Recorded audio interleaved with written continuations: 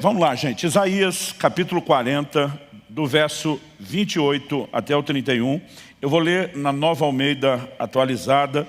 Isso vai ser o nosso ponto de partida e o trilho da nossa reflexão hoje. O texto sagrado diz assim: será que você não sabe, nem ouviu, que o eterno Deus, o Senhor, o Criador dos confins da terra, nem se cansa, nem se fatiga? A sabedoria dele é insondável. Ele fortalece o cansado e multiplica as forças ao que não tem nenhum vigor. Os jovens se cansam e se fatigam, e os moços de exaustos caem. Mas os que esperam no Senhor renovam as suas forças. Sobem com asas como águias. Correm e não se cansam. Caminham e não se fatigam. Eu vou pedir a gentileza de você repetir comigo a declaração do verso 29 e depois a do 31. Se você puder, me acompanha com gosto e vontade. Diga comigo: ele fortalece o cansado e multiplica as forças ao que não tem nenhum vigor. Agora o verso 31, diga: os que esperam no Senhor renovam as suas forças. Meu Deus, suplicamos que mais do que informação, o Senhor possa tocar as nossas vidas, que o sopro de vida do Teu Espírito Santo nos toque de uma forma especial. Que a Tua palavra, além de formação, produza não apenas a fé necessária, mas trabalhada e aplicada de forma personalizada pelo Teu Espírito, produza em nós correspondência. Nós oramos desde já agradecidos por aquilo que o Senhor fará, em nome do Senhor Jesus. Amém. Bom, o tema da minha mensagem hoje é renovando as forças. Eu quero chamar a sua atenção para o que não apenas é uma promessa de Deus, quando a Escritura diz: ele fortalece o cansado, multiplica as forças ao que não tem nenhum vigor. Quando a Bíblia diz que os que esperam no Senhor renovam as suas forças, como além de uma promessa, é a revelação do seu intento, do seu propósito, da sua vontade. Obviamente o texto está falando a respeito de algo sobrenatural. Quando a Bíblia fala que a força dos jovens chega ao fim, a ponto deles caírem de exaustão, mas os que esperam no Senhor renovam as suas forças, ao mencionar os jovens e aqueles de vocês que já como eu passaram aquela metade da vida, né, já não estão mais na fase da juventude, sabe a diferença de disposição física. Um dia desses, chamei meu filho para a gente malhar junto, e depois ele falou: pai, e aí, quer correr uns 10 quilômetros? Falei: tu tá maluco? Né? Falei: você acha que eu tenho esse pique, essa sua disposição de 23 anos? Mas mesmo a moçada, que está no auge do vigor e da disposição hormonal, chega um momento que eles descobrem que tem um limite. Mas a Bíblia está dizendo: os que esperam no Senhor vão além. Então a Bíblia não está falando nem só de força natural e nem tampouco só de algo no aspecto físico, mas está falando de uma manifestação sobrenatural. Eu quero chamar a sua atenção para algo. Nós vivemos um tempo, uma época na história da humanidade, onde a maioria de nós não chega a ter uma experiência de exaustão física, de esgotamento de forças e energias. E quando eu falo esgotamento, estou falando num sentido pleno. Por quê? Mesmo aqueles que trabalham, né, com esforço físico, nós temos hoje, né, na modernidade em que vivemos, ferramentas que auxiliam demais o trabalho. Né? Por exemplo, gente que arava a terra sem o auxílio de bois, e depois descobriu que boi puxando o arado era uma grande ferramenta de auxílio, morreria de inveja da gente de ver todo o maquinário agrícola de hoje em dia. Em qualquer área, né? Você pode falar de um marceneiro, qualquer pessoa que trabalha com esforço físico já não tem a dimensão de esforço que talvez a antiguidade fez. E muitos de nós, com outros formatos de trabalho no mundo digital, a maioria de nós acaba não tendo essa experiência. Né? Talvez possa haver um ou outro atleta de alta performance, mas a maioria de nós talvez vai dizer: nunca conheci o esgotamento físico. Eu tive uma única experiência que eu posso falar, que fala de exaustão física. Em fevereiro de 1993, estava ministrando um evento em Itajaí, Santa Catarina. Eu lembro que o evento terminava, acho que no domingo pela manhã, e a gente se programou ali no final da manhã, para o começo da tarde, ir para a praia. Tinha um grupo de irmãos que tinham vindo de Goiânia, né, um dos poucos estados do Brasil aí, que a gente fica sempre brincando com eles: vocês não têm mar, como se fosse uma grande coisa da qual se orgulhar. E eles resolveram que queriam conhecer o mar, nunca tinham tido contato com o mar. Quando nós chegamos, a praia estava toda sinalizada pelos bombeiros com bandeira vermelha, o mar estava de ressaca, mas apesar do perigo, eu falei para um irmão, um morador local que estava nos ajudando, falei, cara, essa turma nunca pisou na areia do mar, nunca viu o mar, nós temos que dar alguma coisa para eles. Ele falou, pastor, então vamos nesse lugar aqui. E aí quando nós entramos, estava mais ou menos assim, com água até só perto da cintura, porque ele estava preocupado. A gente não ficou 10, 15 minutos, ele falou para mim, pastor, eu conheço muito bem essa praia. Ele falou, do jeito que o mar começou a puxar, em 10, no máximo 15 minutos, essa turma não sai mais, mesmo quem sabe nadar. Eles não estão acostumados com isso. Eu acho melhor a gente mover esse grupo todo por precaução para aquele lado, deixar eles ainda mais no raso. Eu falei, vamos ter todo cuidado. Movemos o time todo. Tinha um cara que não era do grupo, estava conosco.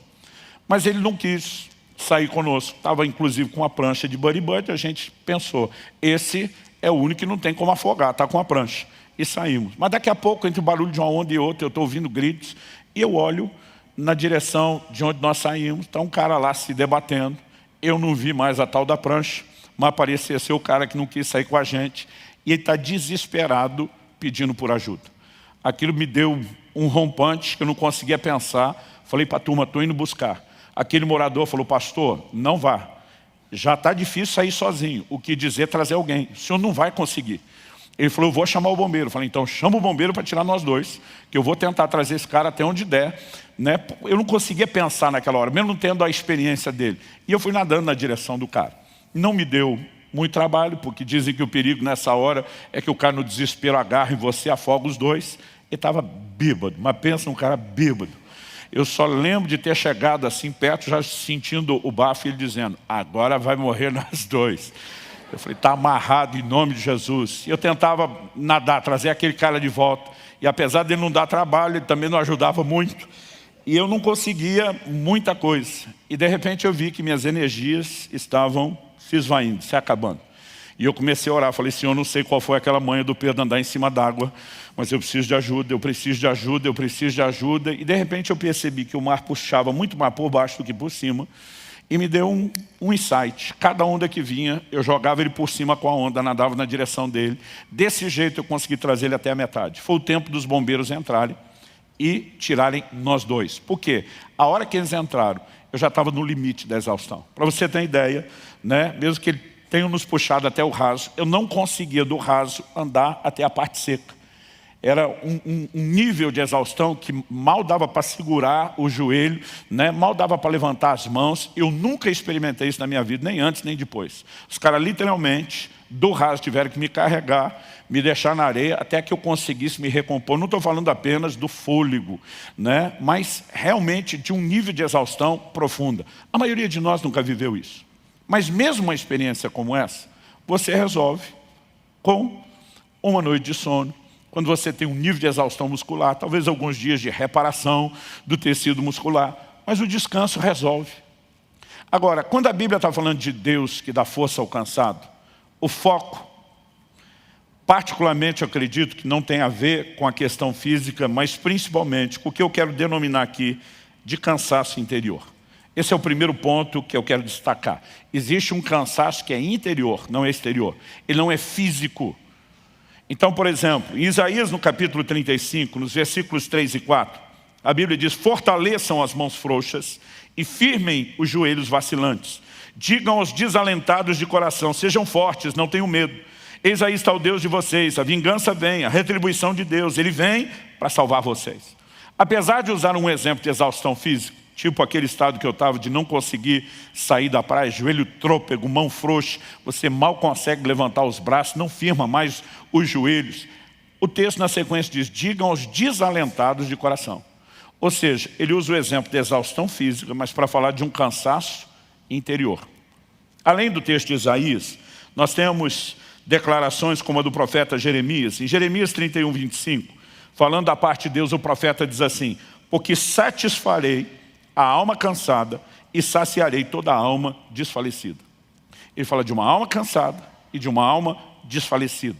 Ou seja, o cansaço de alma, um desfalecimento interior é o que está em questão.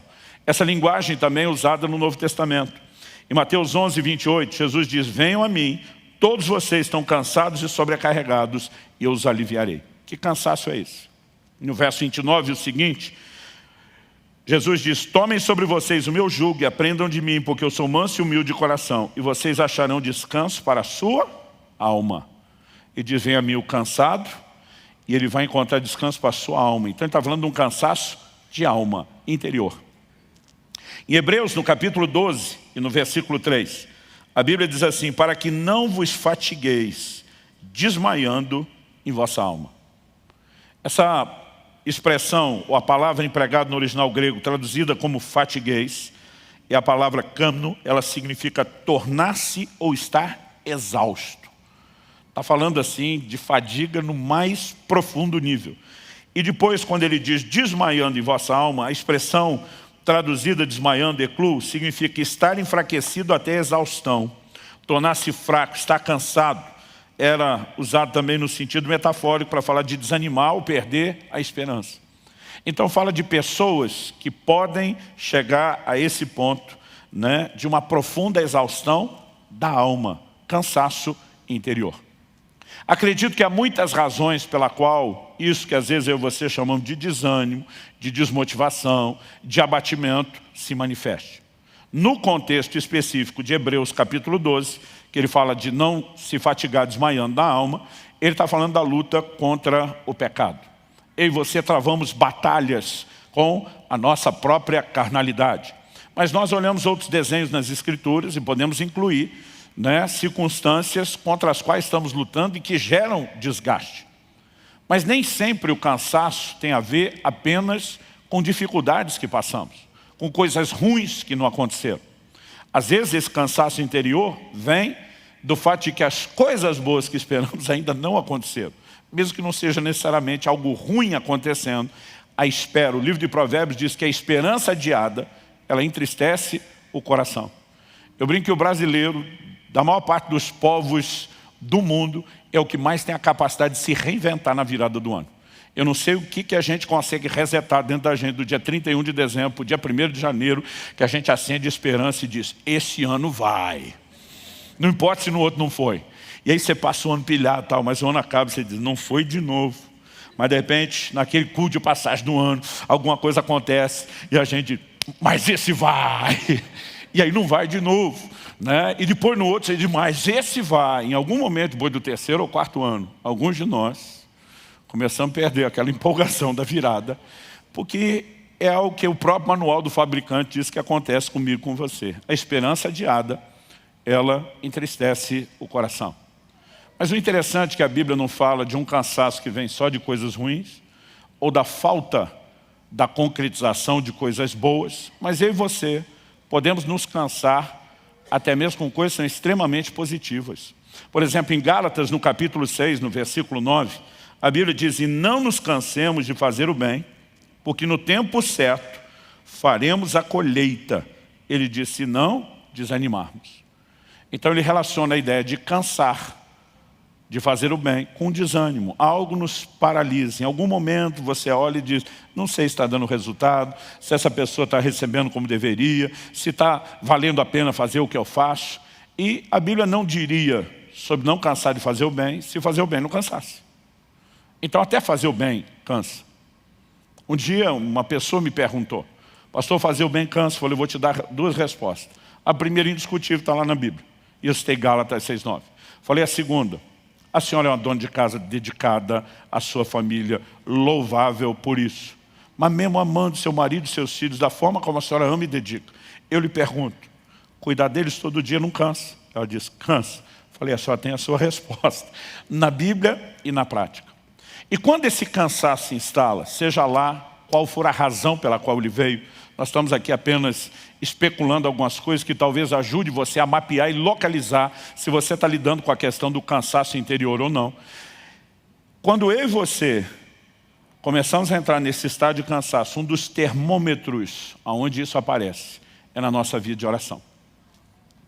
No Salmo 69, verso 3, o salmista afirma, estou cansado de clamar e a minha garganta secou. Os meus olhos esmorecem de tanto esperar por meu Deus. Eu digo que aqui ele já saiu do nível oração e foi para o choração, né? É muito mais um lamento, é muito mais um desabafo do que qualquer outra coisa. Se isso não fosse verdade, de que o cansaço parece se manifestar e paralisar até a nossa vida de oração, porque em Lucas 18:1, a Bíblia diz que Jesus teria contado uma parábola sobre o dever de orar sempre e nunca desanimar. De alguma forma, esse desânimo contagia a vida de oração e a gente começa a perceber não só a indisposição, talvez de fazer o bem, de lutar contra uma circunstância ou contra a questão do pecado, mas até mesmo de orar. E é quando nesse outro terreno a coisa começa a se manifestar que eu e você podemos ter problemas maiores. Porque pelo menos esse aspecto da oração é o ponto onde a gente podia mudar e reverter o quadro. E eu quero chamar a sua atenção para o fato de que Deus fez uma promessa. Ele fortalece o cansado. Ele multiplica as forças ao que não tem nenhum vigor. É a sua palavra e Ele é fiel àquilo que Ele falou. Pastor, então é só eu estar cansado que Deus vai agir? Não. A Bíblia diz que os que esperam no Senhor renovarão as suas forças. Então, Deus está dizendo o seguinte, Ele se revela como o Eterno, o Criador dos confins da terra, o Senhor que não se cansa e nem se fadiga. E esse Deus que não se cansa, que não conhece o que é cansaço, porque é um ser absoluto, completo, onipotente, Ele diz, eu quero usar o que eu tenho, que é essa força que nunca se cansa, para estender a você que não tem o que eu tenho, a força que te faz superar o seu cansaço, inclusive o seu interior. Mas de alguma forma esse posicionamento de esperar, de depender de Deus, é que pode nos conectar com uma provisão, repito, sobrenatural. Estou falando de algo que é maior do que mera motivação ou encorajamento emocional. E nós precisamos aprender a conectar com Deus. Quando experimentamos sua intervenção, e essa é a segunda coisa que eu vou destacar, a primeira foi enfatizar o cansaço interior, eu e você podemos viver dois níveis distintos de experiência com Deus, no que diz respeito à forma como Deus nos fortalece quando estamos cansados. A primeira delas, eu definiria como aquela quando o Senhor vem a nós. A segunda, eu definiria como aquela que nós temos que ir a Deus. E não importa a dinâmica, se o Senhor está vindo ao nosso encontro, se nós decidimos ir ao dele, são dois formatos reconhecidamente bíblicos, através do qual Deus se manifesta e intervém na nossa vida. Então me deixa dar tanto um exemplo bíblico como um exemplo pessoal que ilustre a aplicação da verdade bíblica sobre cada um dos dois. Em 2 Timóteo, no capítulo 4, e nos versículos 16 e 17, o apóstolo Paulo diz assim, na minha primeira defesa, ninguém foi a meu favor, todos me abandonaram. Outra tradução diz, ninguém esteve ao meu lado. A NVI diz, ninguém apareceu para me apoiar. E depois de dizer que todos o abandonaram, Paulo diz que isso não lhe seja posto na conta. Verso 17, mas o Senhor esteve ao meu lado e me revestiu de forças para que através de mim a pregação fosse plenamente cumprida e todos os gentios a ouvissem e fui libertado da boca do leão. Eu acho massa Paulo falar, e daí? Que essa turma com quem eu tinha uma expectativa, gente que me ama, que se importa, que eu contava que estivesse lá, não apareceu. Ele diz, o Senhor esteve ao meu lado e me revestiu de forças. Ou seja, esse posicionamento de Jesus estar ao lado, não é ele estava ao meu lado para fiscalizar, para ver como eu iria reagir. Ele estava ao meu lado para intervir. Ele estava ao meu lado para me revestir de forças.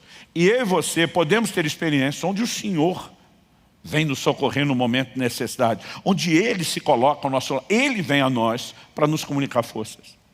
E uma das primeiras experiências, marcantes pelo menos, que eu tive nesse sentido, eu estava no primeiro ano do meu ministério pastoral, nós estamos falando de 94, porque eu comecei a pastorear em dezembro de 93, antes disso eu passei alguns anos viajando, pregando no ministério itinerante, e não bastou alguns, não tinham passado muitos meses, bastou um pequeno período de tempo para que eu tivesse já que lidar com um grande desânimo. Foi uma somatória de circunstâncias, lutas e desafios pessoais, que envolvia inclusive o recentemente ter deixado a casa dos pais, morar no estado e num lugar longe, numa época que a comunicação era complicadíssima e dificílima, né? Some-se a isso outros problemas e crises que eu mesmo vim enfrentando, os desafios de um ministério pastoral que era diferente de quem vivia no itinerante, só de conferência de avivamento em conferência de avivamento, agora ajudar os crentes a lidar com os problemas, você ter a realidade do dia a dia, de gente que você investe e não corresponde, aquilo tudo foi somando. Eu lembro de uma manhã que eu acordei para lá de desanimado. Eu lembro que uma das primeiras coisas que eu falei para Deus quando acordei foi a seguinte, falei, a tua palavra diz que o Senhor está conosco todos os dias até a consumação do século. E eu sei que a tua palavra é que é a verdade e não o meu sentimento. Mas deixa eu ser honesto com o Senhor a respeito de como eu estou me sentindo. Já aprendi há muito tempo a ser honesto com Deus. Até porque mesmo que você não seja, Ele sabe como você está. Né? Então eu falei para Ele, a sensação que eu tenho é que o Senhor me jogou nessa cidade, trancou a porta por fora, engoliu a chave, se mandou e me largou aqui sozinho. E não tem nem como fugir daqui. E eu falei para Deus, o sentimento é de abandono. Falei, eu sei que isso não é verdade, mas eu não estou conseguindo alinhar a minha emoção com a verdade da palavra e quero ser honesto. Levantei, fui para uma reunião de oração que a gente tinha logo cedo. De lá comecei os atendimentos, né? Que tínhamos agendados aí o tempo todo, um pedaço do almoço, começo da tarde livre, fiz um monte de visita, voltei para os atendimentos, emendei para um culto à noite. Depois do culto, tínhamos uma situação difícil para resolver e eu gastei horas numa reunião de conciliação familiar. Eu lembro que eu cheguei em casa, era depois de 1h30 da manhã, antes de 2, mas jamais de 1h30. Cheguei tarde, cansado, pelo menos aquele dia corrido me distraiu, não me deixou lembrar do sentimento. Mas eu lembro que a hora que eu estacionei o carro, o estacionamento ficava atrás de um prédio que eu morava. A hora que eu desliguei o carro, eu percebi, no instante que eu desliguei o carro, que a luz que normalmente acendia automaticamente à noite ali no estacionamento, provavelmente estava queimada com algum problema, estava tudo muito escuro. Tão escuro a ponto de, naquela época, você não fechava carro no controle, era na chave. Né? A ponto de eu ter dificuldade de localizar ali a fechadura para conseguir. Enquanto naquela missão no escuro, tentando fechar o carro com a chave, uma voz rouca e cavernosa ressoa atrás de mim. Você está cansado. Eu já ia virar repreendendo o Satanás. Depois eu levei em consideração a segunda possibilidade. Quem vive aprontando com os outros, sempre fica meio que de prontidão com o que podem fazer com ele. A Bíblia diz que quem semeia vento, colhe tempestade. Naquele momento, eu dei primeiro uma olhada, falei, antes de eu dar motivo para depois ainda tirar com a minha cara, olhei para a janela do prédio onde morava, se não era outro amigo, a voz não era dele. Né? Enquanto eu estou ali procurando, sai um irmão das trevas, do canto mais escuro, rindo. Era um irmão da igreja que usava o mesmo estacionamento. Falei, pastor, desculpa, eu não resisti. Eu vejo que vocês estão sempre aprontando com o outro. Vocês, era principalmente eu, e o pastor Luiz Gomes, que ministrou aqui no Sobrenatural. Nós dividimos um apartamento quando solteiro. E eu só pensando, miserável, você me paga, vai ter troco. Né? Eu por fora sorrindo, cara de paisagem, por dentro assim, a maldade já programando o que é que eu podia fazer de volta. E eu acho que distraído com aquilo, eu não tinha percebido o tamanho do susto que eu levei. Na hora de subir a escada, e era um andar só, o apartamento que eu morava era um andar de cima só. Eu percebi o tamanho do susto, que as pernas estavam mole. Estava difícil subir a escada, eu só pensando, vai ter troco. Mas ao mesmo tempo que eu planejava a minha vingança, eu estou nessa, não quero que me peguem de novo. Então eu entrei com muito cuidado na casa, dei uma boa olhada. Né? Eu lembro que quando passei, vi a porta do quarto do Luiz fechada, pensei, já deve estar dormindo, mas por precaução, a hora que eu entrei, fechei a minha. Eu tinha um dispositivo de segurança, depois que eu trancava aquele quarto, ninguém entrava. Mesmo assim, por precaução, olhei embaixo da cama, nada. Abri o guarda-roupa, eu sei que você vai ficar tentando imaginar tudo que a gente aprontava um com o outro. Coisa de moleque mesmo. Quando eu tinha certeza que não tinha mais ninguém para me dar um susto, fui para a cama dormir. E, gente, eu calculo que deve ter sido de 2 a 3 minutos só. Porque eu lembro que foi o tempo de eu deitar do lado direito, senti que não acomodou, virei de costa a nada, virei para o lado esquerdo, para o lado da parede. A hora que eu virei para o lado da parede, uma mão me pegou no ombro. Depois de toda aquela checagem, que não tem ninguém, sabendo que não tem ninguém como entrar. Aí alguém me perguntou outro dia, pastor, o senhor assustou? Falei, não, eu acho que não tinha mais adrenalina, tudo já tinha saído lá embaixo. Não tinha mais nem como assustar. Segundo, o toque não era hostil.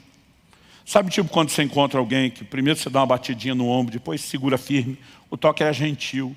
E eu ouvi uma das vozes mais doces e belas da minha vida. E até hoje isso me emociona. A voz disse assim, você não está sozinho.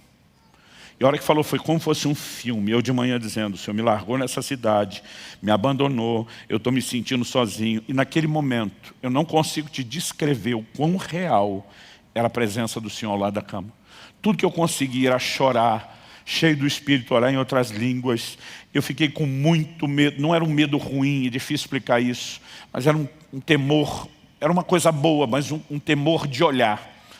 Né? Eu gastei um tempo ali chorando, eu sentia que aquela presença continuava ali, eu criei muita coragem para dar uma espiadinha, não via ninguém ao lado da cama, mas eu sentia aquela presença tão forte, e eu não consigo te descrever o quanto aquele toque me turbinou. Até hoje, tem dias quando começa a bater o cansaço, e eu lembro da experiência, a lembrança já me dá outro gás, parece que eu agarrei no trifásico. Você não está sozinho. Essa talvez seja uma das minhas versões na vida pessoal, para dizer o que Paulo falou. O Senhor esteve ao meu lado, Ele me fortaleceu. Eu tenho certeza que aquele dia não era nenhum anjo do lado da cama, era o Senhor que estava ali me tocando, ministrando. Muitas vezes Ele virá ao nosso encontro, Ele vai comunicar algo que não tem explicação. Né? Não estou falando de alguém que me motivou, eu recebi uma descarga, aquilo tocou meu corpo, tocou minha alma, tocou meu espírito. Eu fui revestido de Deus de uma maneira sobrenatural. Isso, embora tenha sido extraordinário, me gerou uma expectativa que eu diria desequilibrada. Por quê? A partir daquele dia eu imaginava, sempre que estiver precisando, o gás vai vir desse jeito. Mas nunca rolou outra dessa. Na verdade, não demorou muito tempo para eu descobrir que esse não é o único formato de Deus nos fortalecer. Há momentos onde Ele vem a nós. Há momentos onde Ele espera que nós possamos ir a Ele. Em 1 Samuel, no capítulo 30, eu vou dar outro exemplo bíblico e depois, de novo, quero compartilhar um exemplo pessoal que ilustre a aplicação. 1 Samuel, capítulo 30, a Bíblia diz que Davi e os seus homens chegam em Ziclag, cidade dos filisteus, onde eles haviam se estabelecido enquanto fugiam de Saul. E a Bíblia diz que ao chegarem, descobriram a cidade destruída, queimada pelos amalequitas, descobriram que mulheres e crianças tinham sido levadas cativos junto com todo o gado. A Bíblia diz que Davi e os seus homens, verso 4 diz assim, então Davi e o povo que estava com ele ergueram a voz e choraram, até não terem mais forças para chorar. Aqui, gente, não é que eles não tinham força para reagir, eles não tinham força para continuar chorando. Você consegue imaginar o nível de abatimento dessa turma? E a situação que parecia não poder piorar, deu sinais de que pioraria. Anos atrás eu ouvi uma frase que nunca saiu da minha cabeça. Foi uma pessoa dizendo, quando eu achei que tinha chegado no fundo do poço, descobri que o fundo do poço tinha porão, dava para piorar. O verso 6 diz assim, Davi ficou muito angustiado, não só pelo que aconteceu, a Bíblia diz, pois o povo falava de apedrejá-lo, porque todos estavam amargurados, cada um por causa de seus filhos e suas filhas. O texto diz assim, mas Davi se reanimou no Senhor seu Deus. A NVI traduziu, Davi, porém, fortaleceu-se no Senhor seu Deus. No momento em que não tinha força nem para chorar, a Bíblia não fala do Senhor se colocando ao lado de Davi, como fez com Paulo. Mas Davi naquele momento disse, se eu não correr para Deus, o que já está feio vai piorar. E a Bíblia diz que ele toma uma decisão, ele se fortaleceu no Senhor seu Deus. Ele não apenas encontra forças para lutar, a história mostra que ele consegue animar os seus homens, eles saem no encalço dos amalequitas, não apenas numa missão de vingança, eles resgatam tudo e todos que se perderam. A história termina com uma intervenção de Deus, mas foi necessário alguém decidir ir ao encontro do Senhor e dizer, eu vou encontrar forças para lutar. E essa segunda forma de Deus agir, a experiência que para mim ficou mais clara, em termos da didática, do aprendizado, né, de que não só ela é importante, mas é um dos formatos que Deus usa, aconteceu no parto do Israel, nosso primeiro filho. Um tempo antes, um dia eu estava orando e o Espírito Santo falou comigo, né, ora e jejua, você vai experimentar uma grande batalha na hora do parto. E quando falo sobre jejum, principalmente, eu conto sobre isso. Eu passei 6 dias em jejum, orando, intercedendo pelo meu filho. E eu só encerrei o jejum quando eu tive um testemunho interior de vitória. Aquela sensação, essa batalha está ganha, essa batalha foi vencida. Mas Deus não me disse, ore e jejua para não ter a guerra na hora do parto. Ele disse, ore e jejua porque você vai ter a guerra.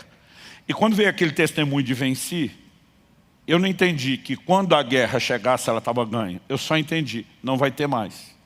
Mas no dia do parto, ouvi a tal da complicação. Palavra dos próprios médicos estavam lá, meu filho só sobreviveu por um milagre. Mas naquele momento, e quando eu cheguei para a hora do parto com a Kelly, ela estava com um quadro de hemorragia assustador. Só enquanto ela entrou no quarto, eu ajudei, né, ela ir para o banheiro, colocar as roupas, porque já iria para o cirúrgico. Nessa saída da troca de roupa, era tanto sangue no chão. Eu lembro quando o médico entrou e ele olhou e falou, de quem é esse sangue todo? Eu falei, é dela. Tipo, não fui eu. E ele passou a mão no telefone, eu estava assustado, mas eu estou pensando, eu não tenho experiência. Mas ele era um dos médicos experientes da cidade, né? Um grande obstetra. Quando ele viu aquilo, ele passou a mão no telefone na hora e disse, reúne a equipe inteira agora no cirúrgico. Eu lembro dele falando assim, emergência emergencial. E quando ele enfatizou que é emergência, era emergencial. Eu pensei, se ele está assustado, eu acho que eu devia estar mais. Eu tive que ajudar a botar aquele na maca, levá-la para o cirúrgico, né? E eles me pediram para esperar do lado de fora, porque eu tinha combinado que eu assistiria o parto, embora a maioria dos maridos não assista o parto. Ele fica de costas para a cena do crime, e a mulher, além de dar luz à criança, tem que ficar consolando o marido. Vai dar tudo certo, meu amor, vai dar tudo certo. Porque os homens são dessa fibra enorme nessa hora. Mas naquele dia, e ele falou, aguarda lá, você só entra a hora que estiver tudo pronto aqui, finalmente nós vamos te chamar. E eu lembro que do lado de fora, eu nunca senti um desânimo e um abatimento tão grande. É quase como se eu acreditasse que eu tinha perdido a batalha. É quase como se eu entendesse, não, se isso aconteceu, eu não garanti nenhum resultado. Em vez de entender que naquele dia eu não evitei, mas eu ganhei a batalha, um desânimo se instalou que eu não consigo te definir. E foi naquele momento que eu estava esperando que alguma mão me tocasse no ombro. Que talvez pelo menos um anjo viesse do céu, fazer um cafuné na minha cabeça, vai dar tudo certo, gordinho, fica firme aí. Né? Nada disso rolou. A sensação que eu tinha é que Deus não estava por perto, que Ele não veio ao meu encontro. Mas naquele momento, de alguma forma, eu senti o próprio Deus me provocando. Que a semelhança de Davi, eu tinha que me fortalecer em Deus. E eu fiz uma escolha, eu vou entrar nesse lugar. Eu vou buscar essas forças. E eu fui turbinado de uma forma sobrenatural. Eu não apenas consegui romper aquela apatia interior, algo acendeu dentro de mim quando eu tive aquele posicionamento de fé. Eu enlouqueci, eu tive um surto de fé. Foi uma coisa assim, além da minha capacidade de explicação. E ali eu me levantei, eu comecei a declarar a palavra de Deus, eu comecei a profetizar o milagre, a intervenção que aconteceria. Quando finalmente eles me chamaram para o centro cirúrgico, não foi minha mulher que teve segurado na minha mão e dizer, vai estar tudo certo. Eu entrei, segurei a mão dela, olhei bem no olho dela, falei para ela, falei, Kelly, presta atenção, vai dar tudo certo. Ela falou, eu sei. Falei, você acha que sabe? Quem sabe sou eu. E se você sabe, você não sabe o tanto que eu sei. Vai dar tudo certo, o Senhor está conosco. Eu virei um leão. E depois, quando simplesmente todo mundo estava dizendo, o milagre aconteceu, a sensação depois, não antes, era, eu sabia. Adiante daquele posicionamento era, cadê você, Deus? Aonde o Senhor foi parar? Agora, o que eu entendi a partir daquela dinâmica, vendo textos como esse que eu estou dando, que nem sempre a dinâmica de fortalecimento é a mesma. Há momentos onde a Bíblia, aliás, a maior parte do tempo, a Bíblia nos ordena ir ao Senhor. Não manda a gente esperar de forma passiva que Ele vem. Então me deixe ler alguns textos. Efésios capítulo 3, verso 16. Para que segundo a riqueza da sua glória vos conceda que sejais fortalecidos com poder mediante o seu espírito no homem interior. No mesmo lugar onde o cansaço se manifesta, do lado de dentro, interior, é onde o revestimento de poder quer se manifestar. Efésios 6,10 diz, quanto ao mais, sede fortalecidos no Senhor e na força do seu poder. A maior parte das versões traz isso no imperativo, fortalecei-vos no Senhor e na força do seu poder. É você que vai lá buscar as forças em Deus. Colossenses capítulo 1, verso 11. Sendo fortalecidos com todo o poder, segundo a força da sua glória. A verdade é que a maioria das circunstâncias, eu e você vamos descobrir que nós estamos numa espécie de batalha de improviso. A gente não se sente pronto para ela. Nem em situações como a minha, quando Deus ainda avisou que haveria uma batalha, de alguma forma a gente parece criar uma fantasia e dizer, não vai ser bem assim. E a sensação muitas vezes é que a gente é pego de surpresa, de improviso. Quando eu falo de improviso parece que você tem que lutar de uma forma para a qual você não sente que está preparado, né? E quando eu falo preparado, não é nem só treinado, você não parece não ter os recursos. Isso sempre me faz lembrar de uma declaração de Deus, que está lá no livro do profeta Joel, no capítulo 3, versículos 9 e 10. Deus diz: proclamem isso entre as nações, declarem guerra santa e convoquem os valentes. A palavra valente aqui não é só um corajoso, está falando de um guerreiro, de alguém que se dispõe à luta, né? Nós sabemos pelo contexto, o texto diz assim, que todos os homens de guerra se apresentem e se preparem. Transformem suas lâminas de arado em espadas e as suas foices em lanças. Ou seja, Deus está dizendo que tem que ainda arregimentar, alistar o exército todo, e que essa turma nem armamento tem. Eles vão improvisar. O improviso é, vão pegar, né, as lâminas do arado, vão pegar as foices, vamos improvisar as armas. E nesse contexto Deus diz que o fraco diga: eu sou forte. A tradução que me impactou e que eu decorei quando garoto dizia: diga ao fraco, eu sou forte.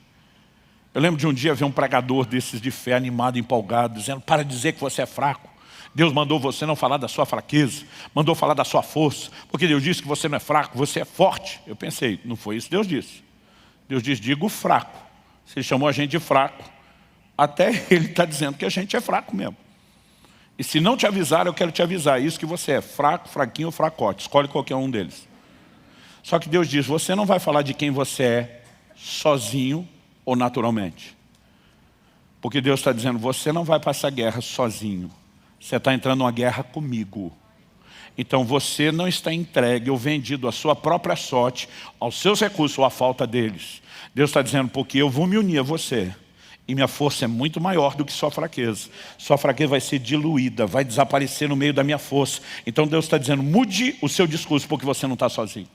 Então mesmo em batalhas de improviso, eu e você podemos ter um discurso. Nós temos um Deus que fortalece o cansado, que multiplica as forças ao que não tem nenhum vigor. Nós precisamos reconhecer que os que esperam no Senhor renovarão as suas forças. E eu e você podemos entrar numa dimensão completamente diferente de fortalecimento em Deus. Você crê nisso? Em terceiro e último lugar, eu gostaria que a gente considerasse um pouco da importância de lidar com a realidade da nossa fraqueza e limitação. Pastor, certeza que tem importância nisso? Certeza. Eu não sei você, mas já tive que lidar muitas vezes com a presunção de querer ensinar Deus como ser Deus. Eu, por exemplo, tive um acidente de carro em agosto de 93, e declaração de médicos e enfermeiros que me socorreram, que nem eram cristãos. Ele dizia: teu santo é forte, alguém lá em cima vela por você, né? Me explicaram: olha, a pancada que você teve, nesse lugar que nós tivemos que fazer todas as estruturas, que é o lugar do hematoma dos cortes, que é a região da fonte, uma pancada forte é fatal. Nós sabemos que a sua foi muito forte. Os resultados da tomografia são esse aqui, me apresentaram. Eles disseram: a gente não entende, honestamente, como você está vivo, como você não entrou em coma, com esse nível de traumatismo craniano e com essas evidências. Eu lembro que um dos enfermeiros dizia: nós tivemos que reconstruir mais de metade da sua pálpebra esquerda. Ele falou: não consigo imaginar o que quer que seja que rasgue isso. Eu imagino que foi o óculos na pancada. Ele falou: eu não consigo imaginar o que quer que tenha rasgado de tal forma a sua pálpebra, de qualquer ângulo, que não tenha tocado seu globo ocular e vazado ele, você perdido a vista, né? Então todo mundo só falava de milagre, milagre, milagre. Eu lembro que eu falava para Deus: milagre por milagre, já que o Senhor vai fazer um, não podia ter arrumado o carro lá em cima na estrada, em vez de ele cair na ribanceira? Em vez de só ser grato por aquilo que Ele tinha dado, eu estava dizendo: o Senhor não podia ter feito melhor? Agora, será que só eu, que já tive esse tipo de dificuldade, ou alguns de vocês também tentaram ensinar Deus a ser Deus? Uma das coisas que me incomodava é dizer: Deus, o Senhor está aí, dizendo que você não se cansa, não se fatiga. Mas o Senhor nos fez de um jeito que a gente se cansa e fatiga. O Senhor não podia ter feito a gente mais parecido com o Senhor? Seres incansáveis, indesanimáveis. E eu lembro que numa época dessa que eu estava nessa presunção de tentar ensinar Deus a ser Deus, eu comecei a entender uma perspectiva bíblica que envolve outros aspectos. A minha e a sua fraqueza, ela precisa ser continuamente, para mim e para você, um lembrete da nossa insuficiência. Precisa gerar em mim e em você um senso de dependência da suficiência de Deus. Imagino que se eu e você fôssemos incansáveis e indesanimáveis, não demoraria muito tempo a gente ficar para lá de besta, orgulhoso, arrogante, presunçoso e virar as costas para Deus. Deus deseja partilhar o que Ele tem, o Deus que não se cansa, que não é vencido pelo cansaço, sim. Como? Não nos fazendo sem necessidade dEle, mas nos suprindo com a necessidade que nós temos dEle. Ele nos fortalece o tempo todo. E Ele sabe exatamente o que Ele fez e como fez. A perspectiva que a Bíblia aborda sobre essa questão das nossas fraquezas, normalmente é essa. Dá uma olhada comigo no que Paulo disse em 2 aos Coríntios, no capítulo 1, eu vou ler do versículo 8 até o versículo 10. O apóstolo diz assim: porque não queremos, irmãos, que vocês fiquem sem saber que tipo de tribulação nos sobreveio na província da Ásia. Foi algo acima das nossas forças, a ponto de perdermos a esperança até da própria vida. Uma tribulação acima, além das forças, a ponto do apóstolo, não estamos falando de um novo convertido imaturo, mas de um dos maiores gigantes da fé do Novo Testamento, desesperado da vida.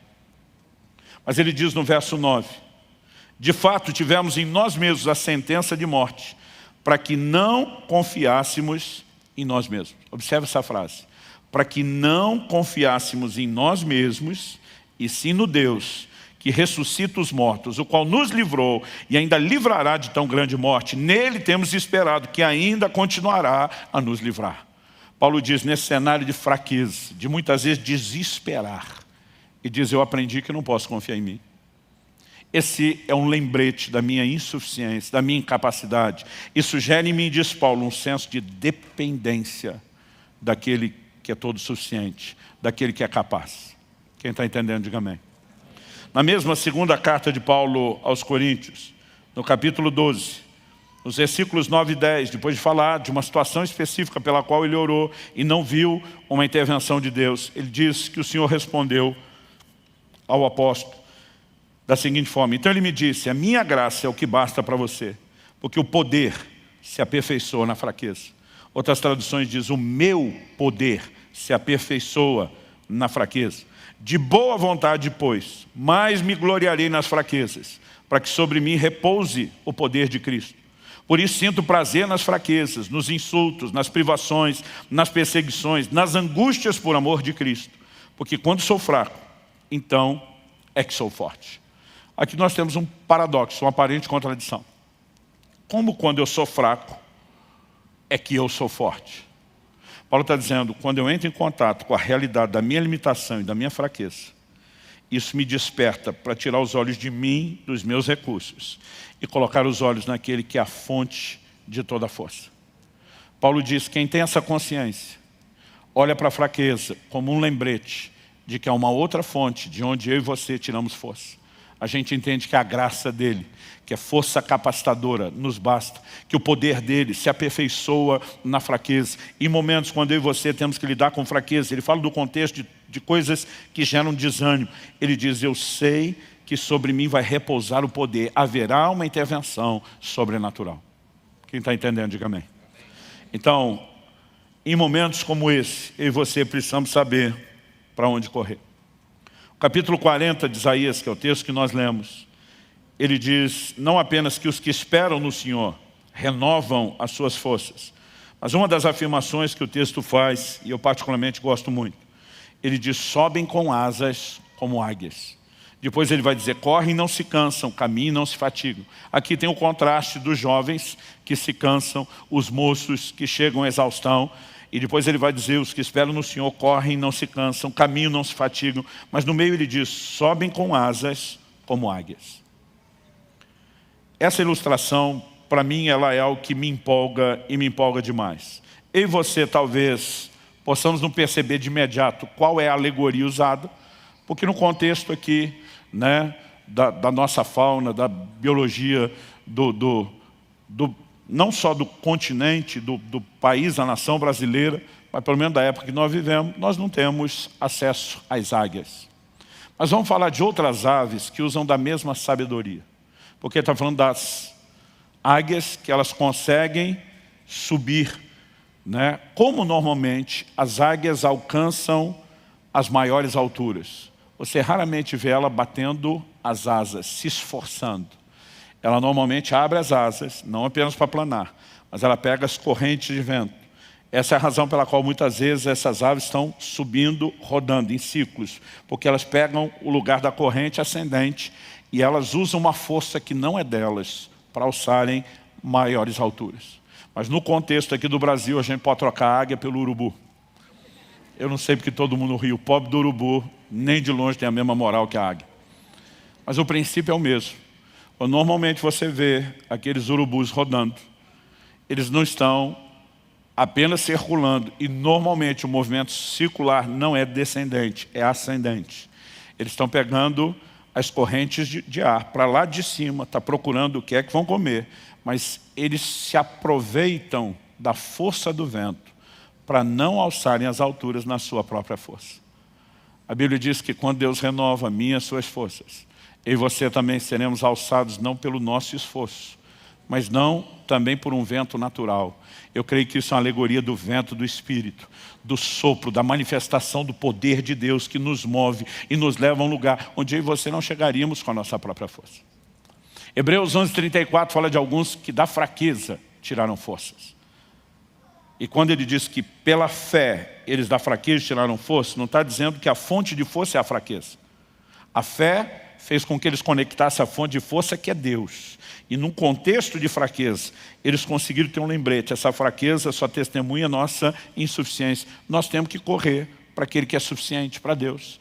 E pela fé eles acessaram os recursos daquele que dá força ao cansado e multiplica as forças ao que não tem nenhum vigor.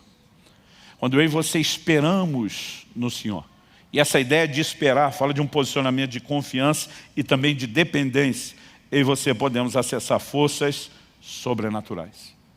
Quem está entendendo, diga amém. Então, para concluir,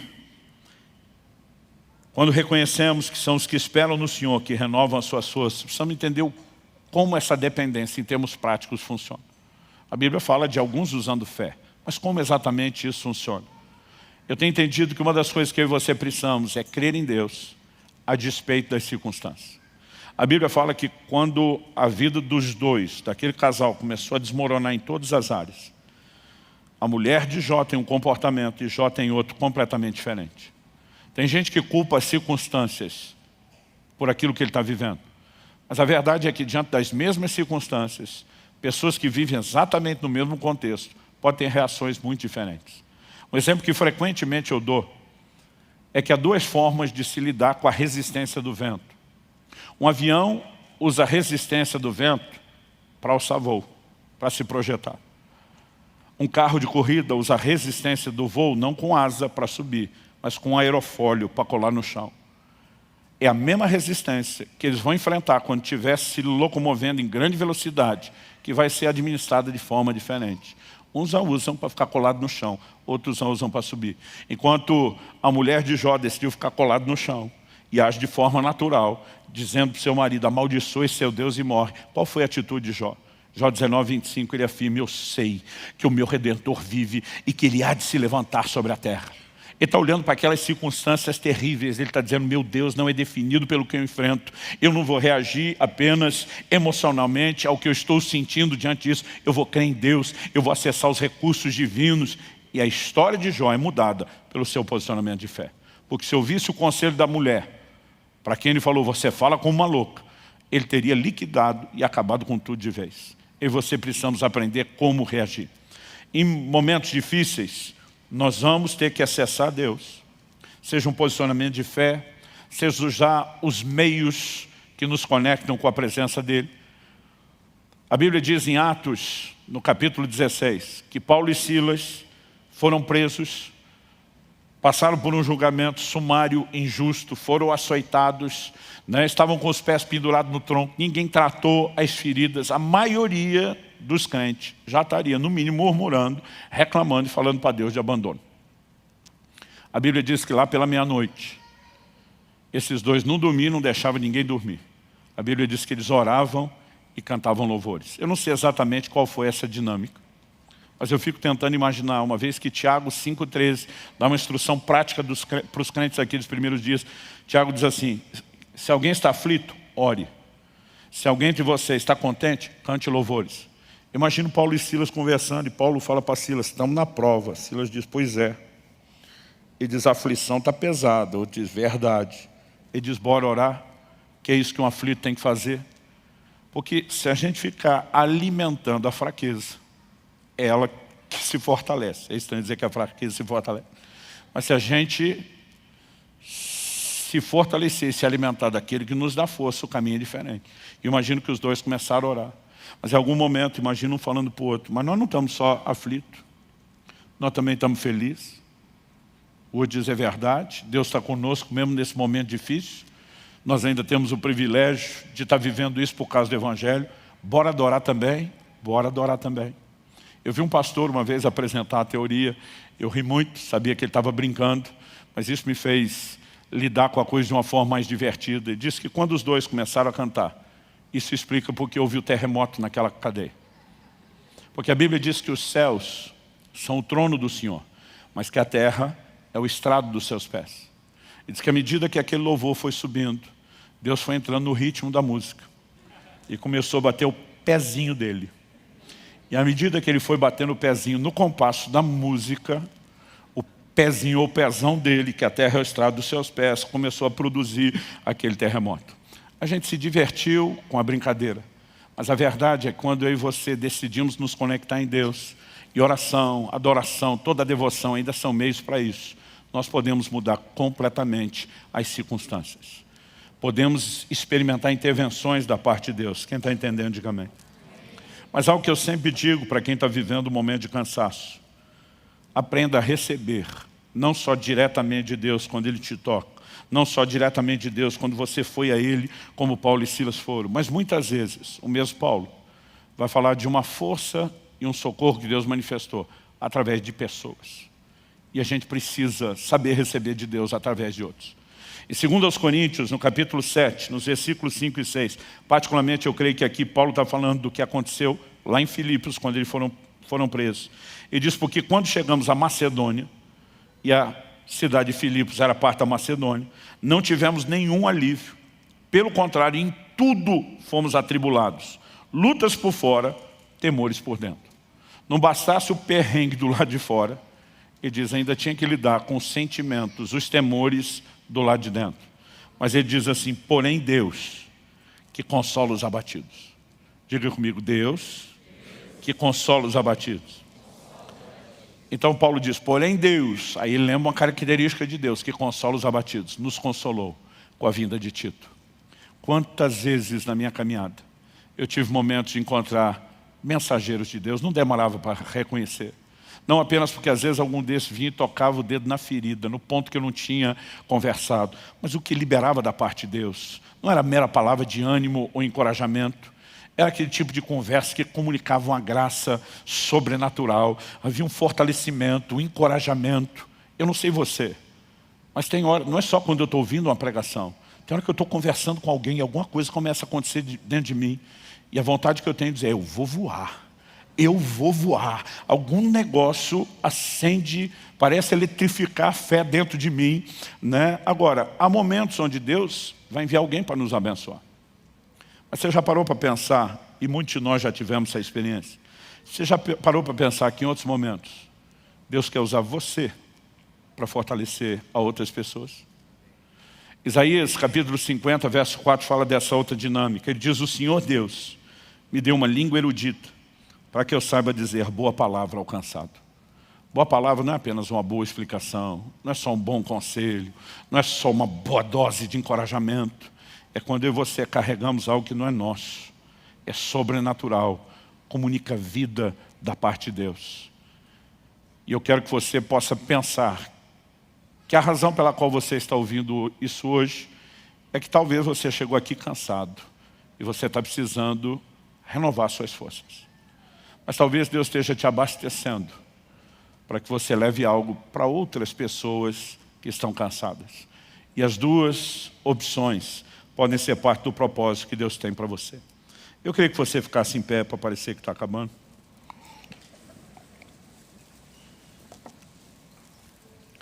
Eu quero ler um último versículo, que é o Salmo 31, verso 24, e nós vamos orar. O texto, muito alinhado com o que nós lemos em Isaías 40, diz: sede fortes e revigore-se o vosso coração, vós todos que esperais no Senhor. Quando o texto está dizendo sede fortes, que tipo de força ele está falando? Quando ele diz revigore-se o vosso coração, obviamente ele está falando da força interior, daquilo que faz superar o cansaço interior. Mas só o fato de eu estar cansado significa que Deus vai vir ao meu encontro? Não. A Bíblia diz que os que esperam no Senhor renovam as suas forças.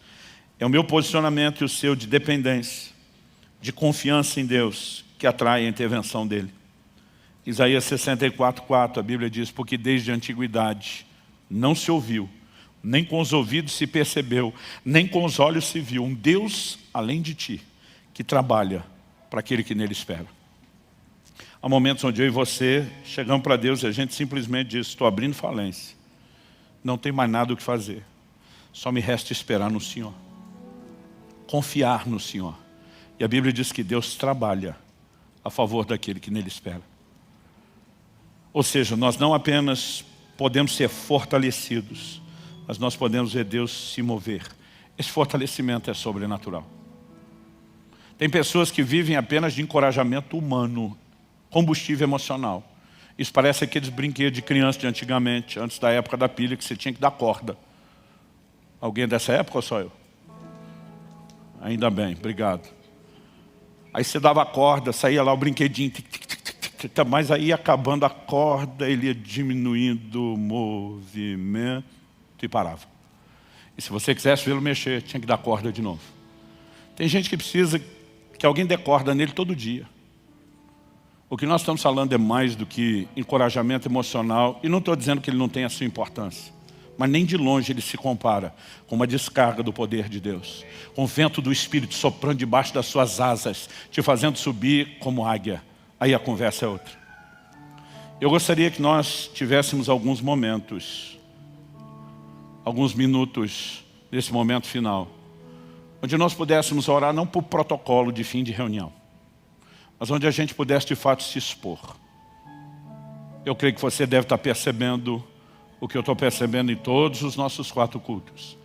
Há uma presença do Espírito de Deus nesse lugar. Há um toque divino à sua disposição. E nós podemos receber de Deus agora.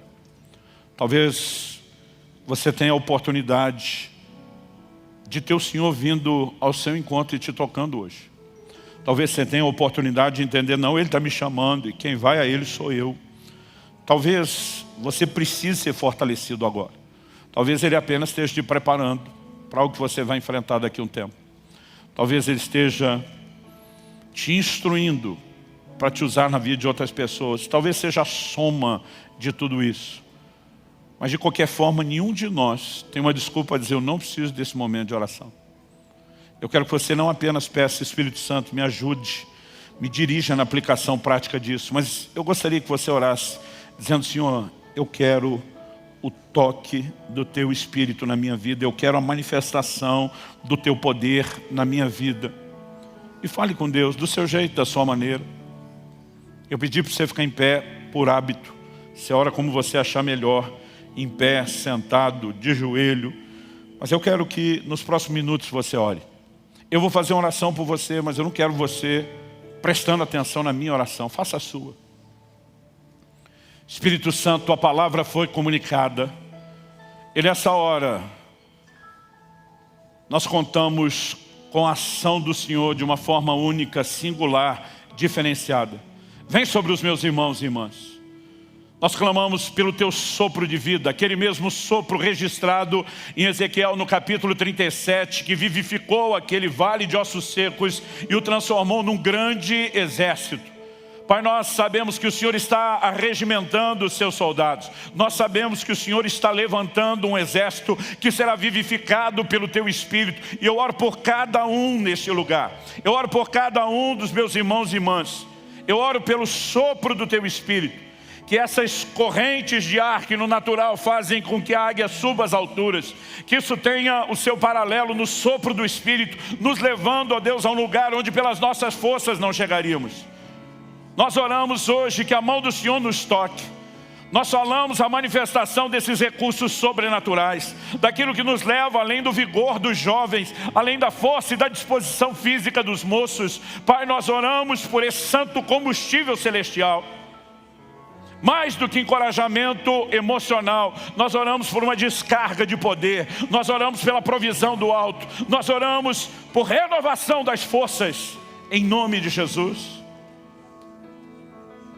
Toca-nos, envolve-nos, permita-nos desfrutar não só do fortalecimento, mas da doçura da Tua presença. Nós clamamos em nome de Jesus, em nome de Jesus.